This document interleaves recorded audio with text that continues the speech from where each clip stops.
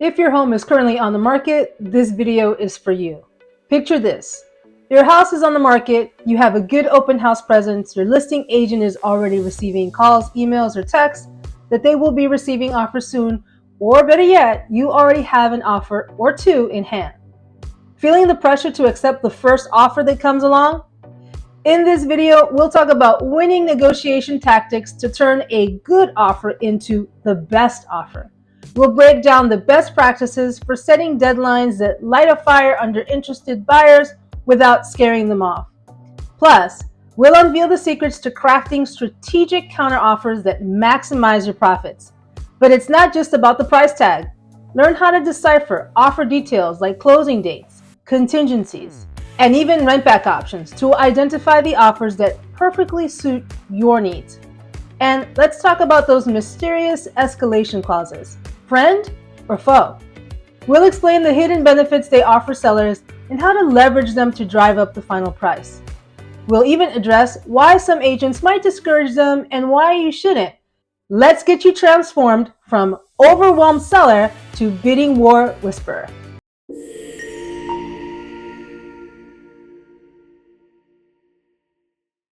Hey everyone, Wanda Zelaya with RLAH Properties, yet again with another video that I know is going to help particularly you sellers, whether you're in Montgomery County, Maryland, or anywhere at all. All of these tips and suggestions can be applied to any seller that's currently selling or thinking about selling. Let's talk about the first strategy. Deadlines create urgency. Strategically setting a deadline for offers can light a fire under interested buyers. This tactic encourages them to put their best foot forward and potentially discourage lowball offers. You don't want to set deadlines at the very beginning when you don't even have offers. I recall the time where I had a buyer interested in a townhome. When I reached out to the listing agent, she advised me that the deadline for offers was set for that day at 6 p.m. and she was still doing the open house. She apparently didn't have any offers because the deadline came and went along with several more days that passed, and she was still not under contract. She didn't have any offers. And by telling agents that she had a deadline, she shot herself in the foot. How? All those potential buyers that would have gone to see her house did not want to be in a bidding war, so they didn't go see the home. Not a good strategy. So when do you set an offer deadline? Set a deadline when you have at least one offer in hand and your agent is getting calls or can perceive more are coming. Give people plenty of time to be able to write the offer. Don't place the deadline for offers on a Sunday, let's say, after an open house that occurred between 1 and 3, and now you're setting the offer deadline for 5 p.m. That doesn't give agents enough time to write. My suggestion is that, for example, if you have an open house, say on Sunday between 1 and 3, and you have at least one offer in hand, set the deadline for offers for that Monday at noon or even 5 p.m. That gives plenty of time for agents to consult with their buyers, look at comparables, write up an offer, request signatures, and get them back. Here's strategy number 2, reviewing multiple offers. When I'm reviewing multiple offers, I don't overwhelm my clients with presenting all of the offers in their entirety. They don't need multiple stacks of basically the same thing. So I give them summaries of the offers they have just received. I'll be more than happy to share with all of you my offer summary sheet. All you have to do is send me an email and on the subject line, type offer summary. About 3 years ago, I received 26 offers on a home.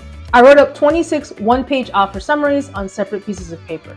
It wasn't really difficult to take the top 5 offers based on price, contingencies, and other details like closing dates and rent-back options. We further narrowed it down to 3 offers and then 2 offers.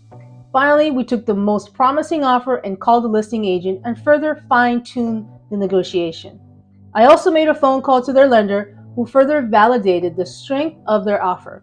This particular offer was so good that because of their financing, they were able to waive the appraisal contingency, and because they did a walk and talk inspection before they put in the offer, they were so confident on the condition of the home that they were also able to waive the inspection contingency. So in this instance, with 26 offers received, we were able to accept the best offer, beating out 2 other amazing cash offers for a huge win for my sellers. I will say this, the other agent on the other side representing the buyer, she was amazing. She asked what were the important things for my seller. She listened and she was able to build an amazing offer. And after we were under contract, she continued to be an amazing agent. Just one of the smoother transactions of my career. But it's all about negotiating, even with multiple offers. The next strategy, understand contingencies. Make sure you ask questions and understand fully the mechanics of contingencies. I'm always careful of any offers that waive appraisal contingencies, for example. Is it a finance offer with little down payment and they're also waiving the appraisal? That's a red flag to me. Even though an offer looks fantastic, even too good to be true, it may be just that. Did the buyer's agent run the waiving of the appraisal contingency with the buyer's lender? If you are considering an offer that is waiving the appraisal contingency, make sure you have your listing agent call that lender to ask for specifics. Have an offer where they're waiving financial contingencies? Make sure your agent also asks the buyer's lender to explain that to your agent. Overall, cash buyers may be the best offers because they don't need to write their offer with any contingencies other than the home inspection if they wanted to. But some cash buyers tend to also come in lower. Again, look at the big picture and talk to your listing agent. Here's another key point. Don't be afraid to counter offer. Work with your agent to figure out your ideal price, that ideal walkaway number you want. Then dissect this offer together. Is it a cash offer that could mean a faster closing? Are they asking you to cover some closing costs? Once you and your agent understand the whole picture, you both can craft a counter offer that reflects your value and leaves some room for negotiation. Maybe your target number is $400,000, but this offer comes in at $380,000. You can counter at $395,000, showing you're willing to meet them somewhere in the middle, but also confident in your home's worth.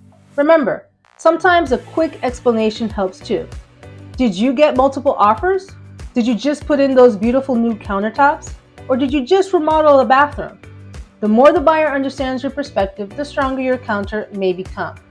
Negotiation is a dance, and your real estate agent is your dance partner. Your agent should guide you through the steps, keep you focused on the facts, and help you land the perfect closing move. Should you accept the first offer? Historically, first offers are the best, but there are always exceptions to the rule. Here's what I do with my listings. I usually have my listings go live on the MLS on Thursday mornings or the latest on a Friday morning. I immediately schedule 2 open houses, one for Saturday and one for Sunday.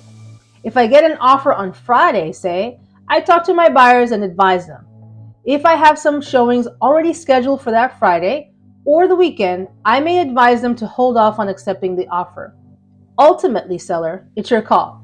Your listing agent's job is to advise you, not to make choices for you or to make you nervous. So if you're in a similar situation and you just can't wait to see if there will be better offers on the table, then by all means, take the first offer. But if you don't accept that offer, and the buyer for the offer is not rescinding their offer, which means they still want to leave the offer on the table, now you're walking into an open house weekend with 2 open houses, and you already have an offer in hand. You, seller, are in a good position. Now, sellers, it's also up to you to allow your agent to disclose to others whether or not you already have an offer on the table. But having an offer in hand, while potential buyers are looking at your home at the open house, you can definitely leverage that offer in hand, and that can potentially entice others to also place an offer, again, creating that sense of urgency for them to place an offer. Sellers, when you receive offers, you may also come across escalation clauses. What is an escalation clause? An escalation clause is a tool that is used when submitting offers for the purchase of real estate. It basically allows automatic bidding of offers, where a buyer presents a base offer, then specified increments, adding to that base price, escalating the price, and finally we have a max capped price, meaning the buyer won't offer anything higher than X amount. Remember, with escalations, the only thing that matters here is the price of the home, nothing else. More on this in a minute. Although plenty of agents prefer a best and final when receiving offers, I do think that this is not always to the utmost advantage to sellers or buyers, really. Speaking from a buyer's point of view, What if a buyer put in an offer for, say, $500,000, best and final, no escalation clause, and they later find out after the closing of the property they lost the bid on that the home sold for $505,000? That buyer might say, I was so close and I lost it for $5,000? That's not a good feeling. So I think escalation clauses, when they are more than 2 offers on the table, are definitely worth the effort for buyers. Now, for you sellers, escalation clauses are to your advantage, but escalation only deals with the price part of the offer. So let's say, seller, that there are 4 offers, 2 of them are nowhere near where the other 2 top contenders are, so you discard those. Now you have 2 offers, both escalation clauses competing against each other in an escalation bid. So those 2 offers escalate against each other. Or you can have several offers with no escalation clause, just a best and final, and you have 1 escalation clause offer. That escalation clause may compete with the other offers that are not an escalation offer. I've also seen where there are several escalation clause offers, but the winning offer was a best and final that beat out all of the escalation clause offers. But even then, seller, you are not obligated to take the escalated highest offer ever. You can take whatever offer you want to accept, even if it's the lowest offer, but that offer has the best terms for you and your particular circumstance. Remember that escalation clauses only tackle the price aspect of the offer. You may like that lower offer that has better overall terms, a tighter closing date, waiving of a contingency or 2, a rent back period that you probably desperately need, etc. Remember, just because it's the highest price, it doesn't mean that it's the best offer. So again, don't focus on just the money. That has backfired on quite the number of sellers when they're hyper-focused on pricing and not seeing the other components of the sale. There are also plenty of agents out there that don't like escalation clauses. I'm not sure why that is. They might worry about managing the escalation process or potential complications. Personally, I've asked for my broker in the past to help me work the mechanics of a complicated escalation clause. Again, an experienced agent will not have a problem tackling escalation clause scenarios. One last note on escalation clauses. Some agents add to the remarks they don't want escalation clauses, or they say the seller is requesting that they don't want escalation clauses. I sometimes wonder about this. Seller, if your agent is telling you that you shouldn't accept escalation clauses, make sure they explain to you why they have that stand. But just not wanting to work with the mechanics of it because it's too difficult for them, I'd beg to differ. So you've seen the power of crafting strategic deadlines, the importance of analyzing offers beyond just the price tag, and even the potential benefits of navigating escalation clauses. Remember, a skilled real estate agent is your partner in this negotiation dance. They can help you understand the intricacies of each offer, craft compelling counteroffers, and ensure you're focused on the facts, not just the emotions. If you're ready to turn these negotiation tactics into winning strategies for selling your home, hit that subscribe button and like this video for more real estate tips. If you're ready to list your home in Montgomery County, Frederick, PG, Howard, even Washington County, and you want to become a negotiation master, head over to my website or shoot me an email to schedule a free consultation. In the comments below, let me know what questions you have about selling your home. I'll be happy to help answer those questions you might have. I'm here to help you navigate the process with confidence. Until the next video.